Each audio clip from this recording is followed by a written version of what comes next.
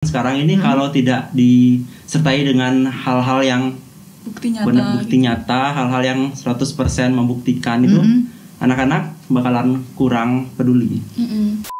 Penting sih, karena kan kita bakalan tinggal di sini gitu. Harus dipimpin juga sama pemimpin yang benar.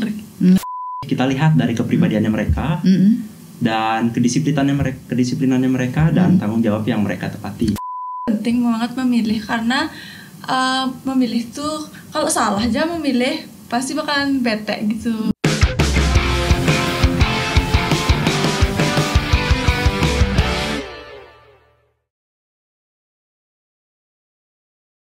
Oke, salam jumpa Semeton Tabanan. Senang sekali saya Ani Wirasuta bisa jumpa lagi dengan Anda. Seperti biasa, kita jumpa dalam podcast Pilkada Tabanan 2024. Dan seperti biasa, kita akan mengundang banyak tamu-tamu istimewa. Dan sekarang ini kita akan mengajak teman-teman saya pastinya. Dan tentu saja sudah hadir, berangkatnya udah jauh-jauh ya. Ingat jam segini harus hadir gitu ya. Dan on time mereka ternyata. Anak muda memang begitu ya ceritanya ya. Dan sebenarnya kita ingin korek-korek sih. Kita hadirkan mereka di meja panas ini. Wow, meja panas ya. Jadi tamu istimewa ini kita mau tanya-tanya terkait dengan nih Pilkada mau datang nih sebentar lagi, 27 November 2024. Dan kita mau tanya-tanya, penting nggak kita memilih? Nah itu kita mau cari jawabannya sekarang ini. Dan kita perkenalkan saja siapa saja yang hadir pada kesempatan ini. Taret, ini dia. Yes. Hai semua. Kenalin dulu deh. Kita nggak mau kenalin kalian ya. Kalian aja yang kenalin ya. Oke, silakan deh. Om Swastiastu, perkenalkan nama saya Mokal Ketut Kirana Francisca, sering dikenal sebagai Kirana. Saya berasal dari Desa Delat Peken, Sakenan Balera.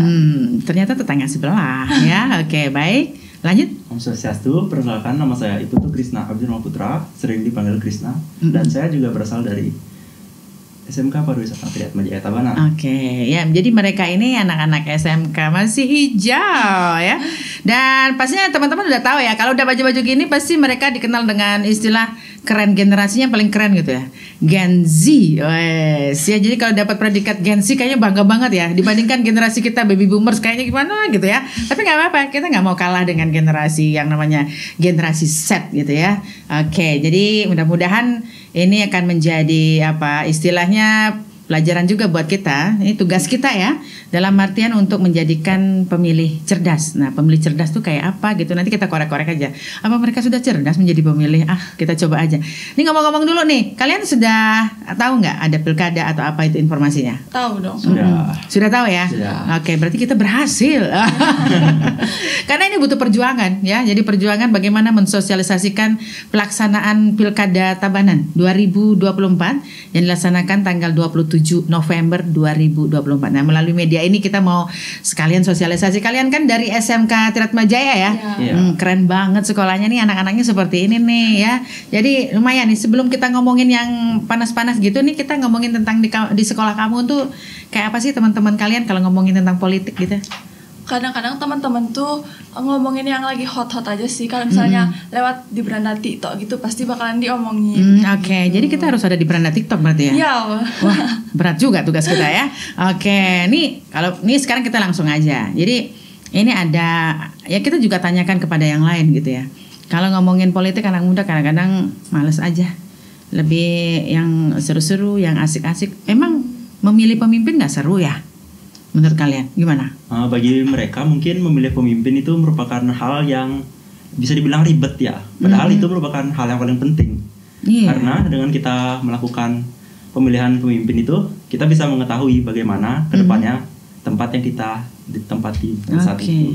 Nah ini ada satu pendapat ya, kita nggak ada rekayasa ya. Ini benar-benar pure dari mereka yang ngomongnya ya.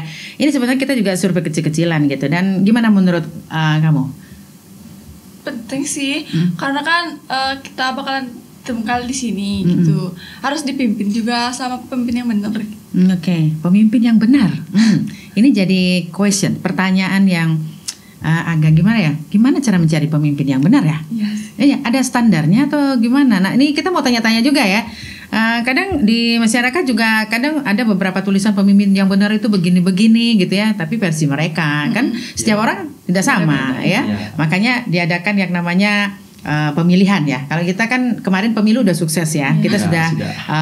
Menghasilkan sesuatu, itu adalah presiden dan wakil presiden. Kemudian juga kita sudah memilih yang namanya anggota DPR, kemudian DPR RI ya, kemudian DPD, kemudian DPRD provinsi dan DPRD kabupaten, dan sukses. Jadi berjalan dengan baik ya atas dukungan dari masyarakat semua. Nah, inilah yang kita mau coba tanya-tanya kepada kalian. Ini seperti apa tentang yang Ibu tanyakan tadi?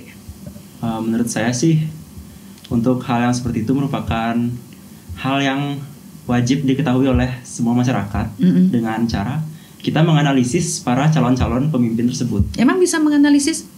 Mulai kita lihat dari kepribadiannya mereka dan kedisiplinannya mereka dan tanggung jawab yang mereka tepati. Berarti kalau itu pemimpin nggak bisa asal main poster doang ya? Nggak bisa.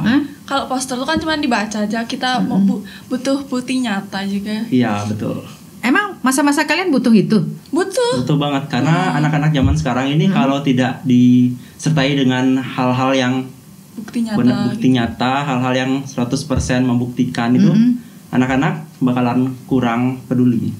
Tapi aku kira generasi kalian tuh generasi cuek, nggak mau tahu gitu ya. Tapi ternyata di pikiran kalian itu diam-diam punya penilaian sendiri ya. Wah, ini pemimpin yang bagus, ini pemimpin yang kayaknya bisa kita pilih, kayak gitu ya? Iya, kita dilihat juga dari beberapa jejak digitalnya mereka juga. Berarti informasinya dari jejak digitalnya ya? Iya.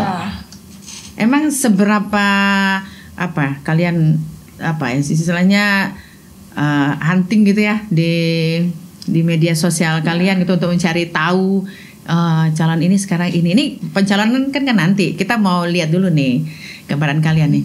Seberapa antusias atau seberapa penasaran, seberapa keponya kalian gitu melihat menurut pandangan kalian ya terhadap calon-calon itu. Ya, kita kan anak muda tuh Bu, main sosial media tuh.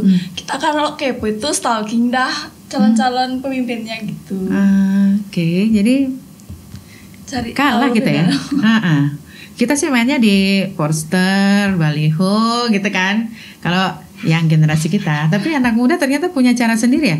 Mereka istilahnya punya penilaian sendiri terkait dengan siapa yang akan menjadi pemimpin. Berarti kalian nggak mau dong dipimpin oleh pemimpin yang seperti istilah ini, membeli kucing dalam karung gitu? Enggak.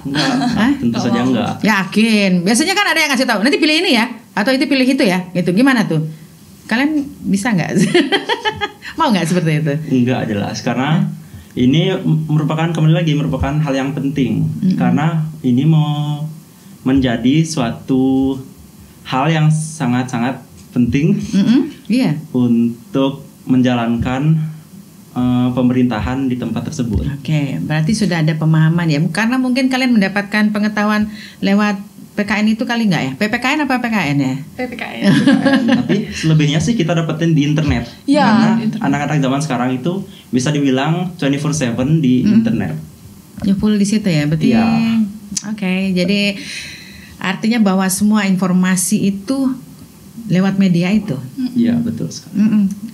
Terkadang kan ada beberapa juga, ya sempat juga kita tanya-tanya ya. Ya tergantung apa yang disuruh aja gitu kan, ada juga gitu saya ketemuin gitu. Jadi ada juga yang ketakutan gitu ya, aduh pokoknya saya ngikut aja gitu. Gimana menurut kalian yang model-model seperti itu? Kalau model ngikut itu kan pemimpinnya ini menjabat lama, sedangkan kita cuma disuruh satu kali gitu. Nggak untuk jangka panjang kita. Berarti nggak mau? Benar nih. Benar. Kalian punya pilihan sendiri, walaupun artinya ya beberapa di luar ngasih tahu pilih ini dong, pilih ini. Ya kalian punya sendiri berarti ya? Ya punya. Yakin. Oke. Ini gambaran anak muda ya. Kita coba untuk korek-korek mungkin teman-teman Semeton Tabanan ya. Jadi ingin melihat bagaimana karakter anak muda, kemudian juga bagaimana sih sebenarnya di balik mereka yang rada-rada cuek. Beneran kalian tuh cuek bener ya? Kalau orang melihat itu nggak mau tahu lah. Jadi kalian sibuk dengan dunia sendiri karena mungkin di gadget terus ya. Jadi kalian itu berdiskusi dengan gadget terus gitu ya? Enggak ya? Bisa, enggak sih. Tapi lebih sering dapat informasi di internet. Habis itu kita diskusikan dengan teman yang lain di Grup. live. Grup juga bisa. Emang sempat diskusi tentang seperti ini? Kalau trendingnya lagi hot tuh kita diskusi kok sering. Ya, Iya, modelnya kayak apa? Kita penasaran aja nih, kepo jadinya kita ya. Diskusi kalian kayak apa sih? kayak tentang waktu pilpres, debat pilpres, itu tuh kan benar-benar viral di TikTok. Nah okay. itu nyampe ke grup teman-teman saya nanya-nanya diskusi. Ya. Luar biasa ternyata ya. Di balik itu kita bayangannya kalian itu gak ada diskusi-diskusi itu. Tapi bagus juga ya. Berarti artinya bahwa media ini sangat penting sekali untuk menambah wawasan kita terkait dengan siapa calon kita ke depan. Karena lumayan nih 5 tahun ya. Seperti yang disampaikan tadi ya, 5 tahun jangan sampai gara-gara uang 100.000 gitu ya. Itu kan ada namanya, kita juga ada jargon tolak money politik. Kita informasikan juga bahwa misalnya nih, jadi dalam 1 hari ini kita sekarang pemilihan dikasih uang 100.000, terus nanti pemimpinnya itu 5 tahun menjabat. Nah, terus gimana tuh menurut kalian? Mau? Enggak.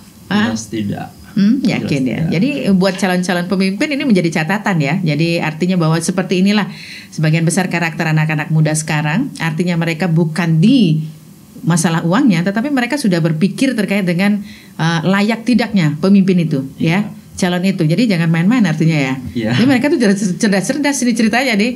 Oke, jadi cukup berat juga. Jadi nggak jadi dah aku nyalonin diri dah. Berat juga. Jadi artinya bahwa ke depan ini baik itu kalian sebagai pemilih, kemudian juga ada calon atau peserta ya pemilihan, itu juga harus punya formula-formula khusus dan pastinya ada jejak digital baik ya di situ ya, karena sumbernya di sana, Jadi lumayan juga nih. Artinya tidak sembarangan nanti ke depan yang akan harapan kalian ya, yang memimpin kalian nanti di Tabanan. Nanti untuk tanggal 27 November 2024 kita kan memilih Bupati dan Wakil Bupati Tabanan. Kemudian yang berikutnya kita akan sekaligus juga pada hari itu memilih Gubernur dan Wakil Gubernur Bali. Ya, jadi ada 2 surat suara yang akan kita terima dan pastinya itu pilihan bukan main-main. Kita akan memilih pemimpin 5 tahun. Seperti itu ya. Jadi kita tadi topiknya sengaja kita angkat, penting nggak kita memilih, kan gitu ya. Tadi kita sudah sampaikan di awal, penting nggak kita memilih. Nih sekarang saya mau minta statement lah sedikit ya dari adik ya terkait dengan hal itu. Menurutku penting banget memilih, karena memilih tuh kalau salah aja memilih pasti bakalan bete gitu.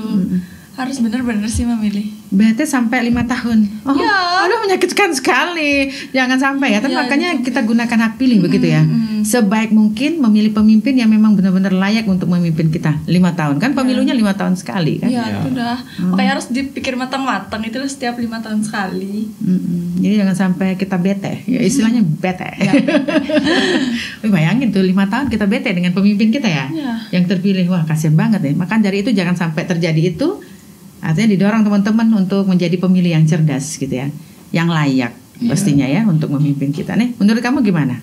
Menurut saya sih, untuk memilih pemimpin itu kita harus menganalisis sangat kritis, karena jika kita sampai salah seperti yang bisa dibilang, kita akan menyesali. Dan sudah ada beberapa yang mendapatkan jabatannya mereka, tetapi mereka tidak bekerja dengan baik lah bisa dibilang. Mohon maaf. Jadi ada catatan-catatan. Iya. Berarti yang kemarin ada track recordnya juga ya. Itu menjadi rekaman buat kita ya, bahwa dia siapapun itu pemimpin-pemimpin yang sebelumnya itu tidak bekerja dengan baik, itu akan menjadi catatan dan itu akan berpengaruh terhadap next pilihan berikutnya. Iya, betul. Seperti sekali. itu? Atau mungkin karena ada serangan fajar kalian, ya sudahlah kita nggak pikirin itulah, saya butuh uang ini, saya ambil aja, saya pilih itu. Yakin? Enggak. Misalnya dapat 100 tuh cuma 1 hari aja. Maunya kalau 100 setiap hari mau nggak? Emang dapat? Tantangan anak muda. Gini lah kalau anak muda ya, kalau kita ngobrol sama anak-anak muda ngeles aja gitu ya. Tapi mereka tuh ternyata dari diskusi kecil kita kali ini kayaknya mereka itu otaknya muter juga gitu, nggak bisa dibohongin ya ternyata ya. Tapi yang jelas kita pengen tahu nih, kan tadi memilih itu penting ya. Jadi untuk 5 tahun. Ini kita pengen tahu nih, pemimpin yang seperti apa yang Anda inginkan untuk bupati ke depan, kemudian juga bupati, wakil bupati kan itu satu set tuh ya. Iya. Kemudian juga gubernur dan wakil gubernur Bali. Seperti apa kriteria kalian deh? Siapa tahu didengar oleh calon-calon bupati, calon gubernur ya yang saat ini menonton podcast kita. Gimana? Kalau aku kriteria pemimpinnya tuh pemimpin yang humble gitu loh. Bukan pas kampanye aja baik sama masyarakat, tapi pas sudah naik nggak baik gitu sama masyarakat. Tapi yang humble sama masyarakat. Oke. Ya biasanya sih gitu penyakit. Pada saat kampanye baik banget ya gitu. Pengalaman nggak itu? Ada pengalaman nggak? Sering Atau sih pernah dengar kayak gitu. Oh gitu ya. Berarti kamu benar-benar harus jeli nih memilih pemimpin nih. Iya. Nggak mau rugi gitu ya? Nggak mau rugi banget. Rugi dikit boleh? Nggak. Oh nggak. Itu aja kriterianya. Ada lagi nggak kriteria lain? Itu aja sih yang paling penting. Pokoknya humble aja gitu ya? Ya pokoknya nggak bermuka dua gitulah. Muka dua. Ada ular. Jadi banyak banget ya. Jadi berat juga nih untuk menjadi calon ya, calon dulu ya. Tapi yang jelas ini menjadi catatan buat para calon next ke depan nih. Sebentar lagi pencalonan. Jadi artinya bahwa pemimpin-pemimpin yang akan hadir nanti betul-betul yang memang diharapkan masyarakat menjadi pemimpinnya rakyat gitu ya. Dalam artian pemimpin yang tadi diharapkan yang akan bisa mewujudkan kesejahteraan rakyat. Betul ya? Betul. Ya, betul. Oke, next sekarang tadi sudah ya. Dirimu nih seperti apa? Nah, menurut saya pemimpin yang baik itu sudah pasti disiplin dan bertanggung jawab. Lalu dia tuh bisa memahami kelebihan-kelebihan yang dimiliki oleh anggota-anggotanya. Oh, kelebihan. Ini menarik juga nih. Boleh kita kupas ya kelebihan-kelebihannya. Ini ada beberapa juga sih kita sempat diskusi dengan teman-teman anak muda lainnya gitu ya. Diberikan ruang buat anak muda untuk berkreativitas gitu. Mungkin maksudnya Anda dengan yang tadi apa?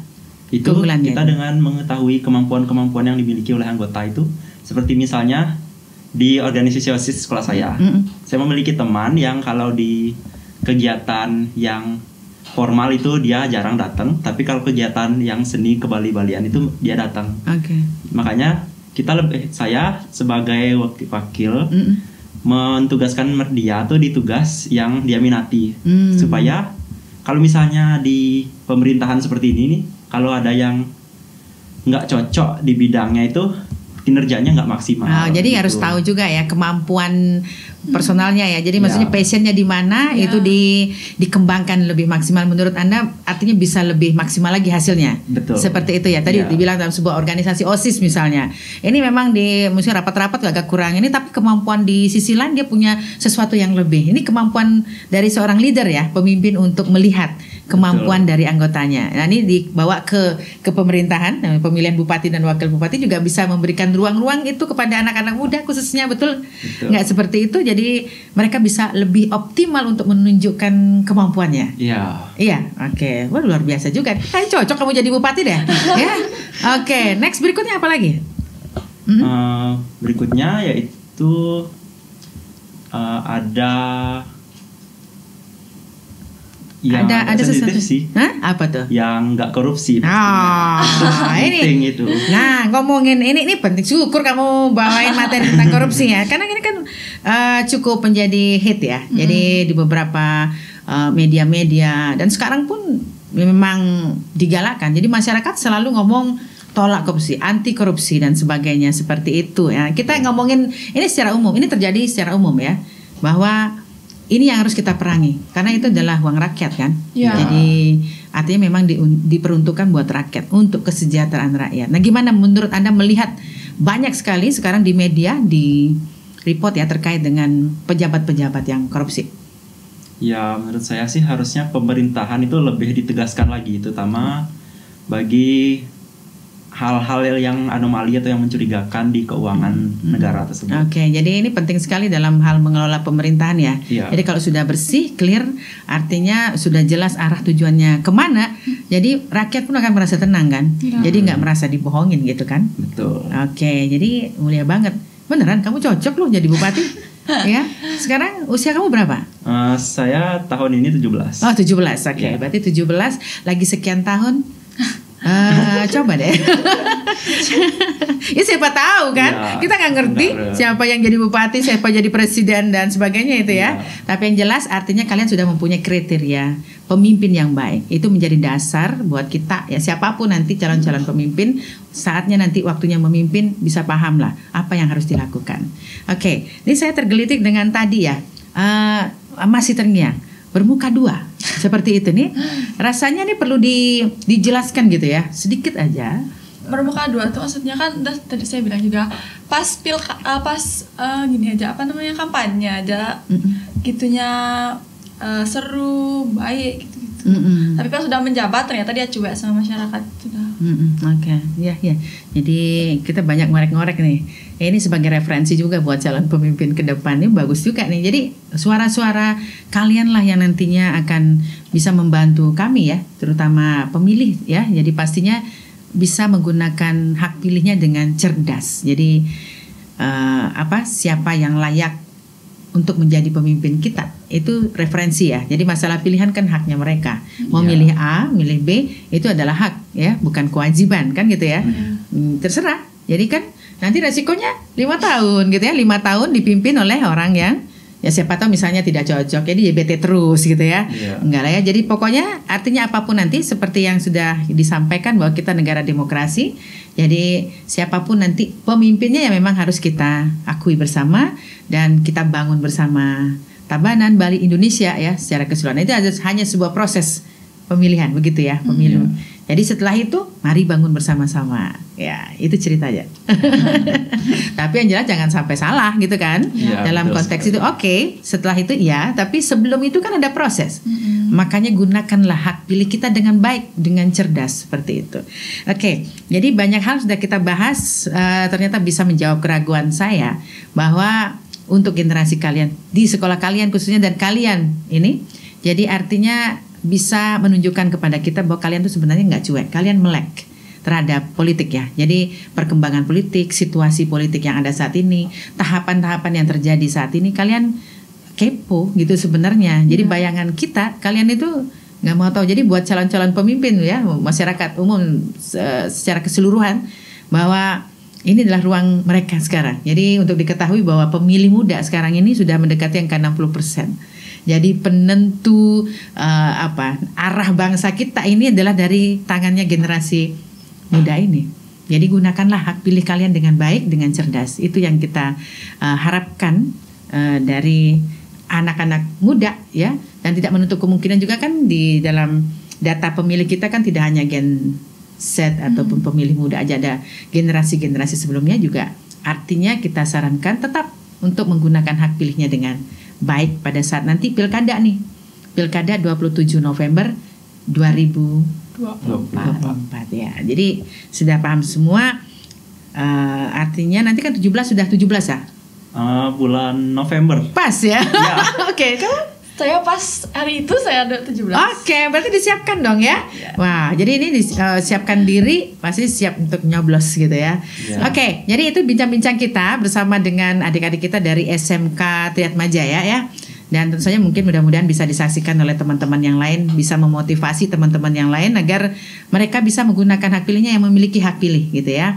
Jadi kalian bisa getok tularkan kepada yang lain. Jangan sampai kita inilah tadi dibilang rugi, nggak mau rugi banyak gitu ya. Gunakan hak pilihnya dengan baik.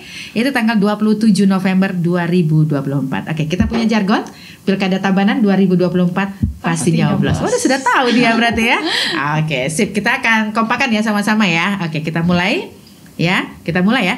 Pilkada Tabanan 2024 pasti nyoblos. Kapan Pilkada Tabanan tahun 2024 dilaksanakan? Jawab di kolom komentar ya. Buruan dan raih door prize-nya.